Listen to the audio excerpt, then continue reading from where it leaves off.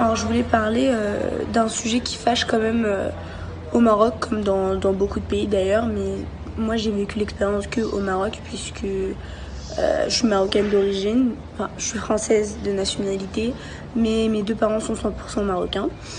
Du coup, ma première destination, c'est le Maroc. Donc forcément, j'ai pu vivre des choses qui sont pas très très faciles parce que les Marocains ont n'ont pas de tolérance en fait, on va parler cash et c'est très compliqué parce que finalement ils en demandent de tout le monde puisque je suis française, donc je vois comment ils se comportent avec les Européens. Ils demandent beaucoup de tolérance de tout le monde, mais eux ils n'en donnent pas. En fait j'ai remarqué quelque chose, en fait je pense que le maghrébin type, il a une capacité à hiérarchiser l'être humain selon sa couleur de peau. Vraiment, parce que je pense que, par exemple, si on prend un blanc, en fait, un Européen, qu'on le met au Maroc, forcément, il va avoir tendance à être positionné au-dessus des autres. Le Marocain va le placer au-dessus, il va se soumettre, en fait, c'est vraiment le mot, il va se soumettre à lui. Alors que si on prend une personne un peu plus foncée, il va la soumettre, en fait, la personne. Et c'est très très grave en fait d'en arriver là parce que personne ne peut juger on est tous égaux en fait. Quelle que soit notre couleur de peau, on est vraiment censé être égaux. Et moi je le vis très très mal, surtout parce que en fait je suis vraiment marocaine de sang. Je parle arabe, je l'écris, etc. Et c'est très compliqué d'entendre des choses comme ça en se disant franchement, vous êtes vraiment mes frères. Vous n'êtes pas censé réagir comme ça avec moi. Et du coup, je comprends beaucoup mieux la situation de tous les Noirs du Maghreb. Et franchement, je les plains parce que moi, je peux encore retourner en France puisque j'y habite.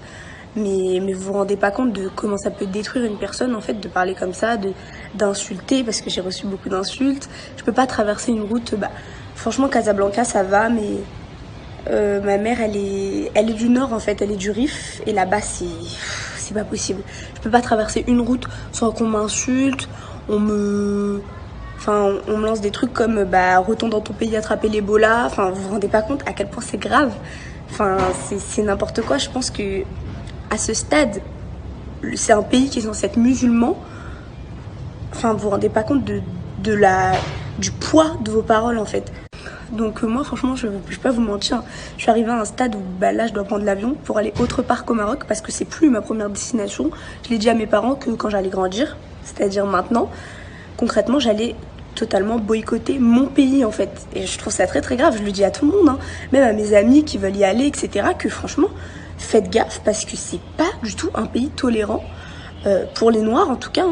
Après pour les Blancs, etc. forcément ils sont bien accueillis puisque les Maghrébins se soumettent totalement aux Européens puisqu'ils se considèrent comme inférieurs.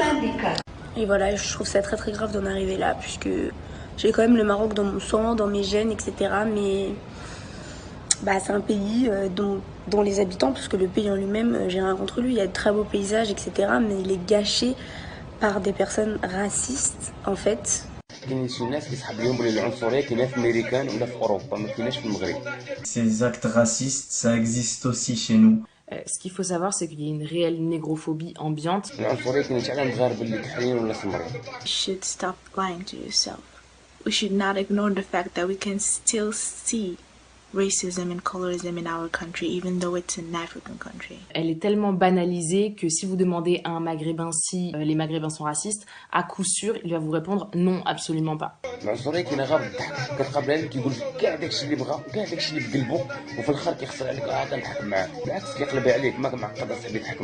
Quand vous prononcez des paroles ou des blagues racistes ou que vous les tolérez tout simplement, vous faites partie du problème. I get a lot of stares, only because of my hair.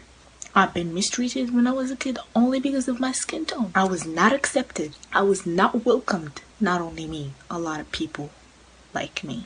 Quand je me baladais, j'avais droit à des interpellations telles que Azia, Kaloucha, Draouia, de personnes que je ne connais même pas. Pareil, dans un salon de coiffure, je me présente avec mes cheveux frisés, crépus. On comprend pas pourquoi je les défrise pas. On insiste pour me défriser. On se moque de moi. Les femmes du salon se moquent de moi. You should please people for their beauty standards. You should straighten your hair. You should use face creams just to look kinda fit in their beauty standards. But we are tired of it, bro. We are tired of it. Si on arrive à s'émouvoir pour une personne qui a vécu à l'autre bout de la planète, on doit être capable de se révolter quand nos frères subsahariens, berbères ou arabes non blancs sont victimes de racisme. Les gendarmes au Maroc s'acharnent sur les camps des immigrés près de Nador, parfois même la nuit, en brûlant leurs campements, en leur privant de leur dignité. Quand des personnes noires vous expliquent qu'elles sont victimes de racisme et que vous êtes dans le déni en leur rétorquant que le racisme n'existe pas chez vous, vous faites partie du problème.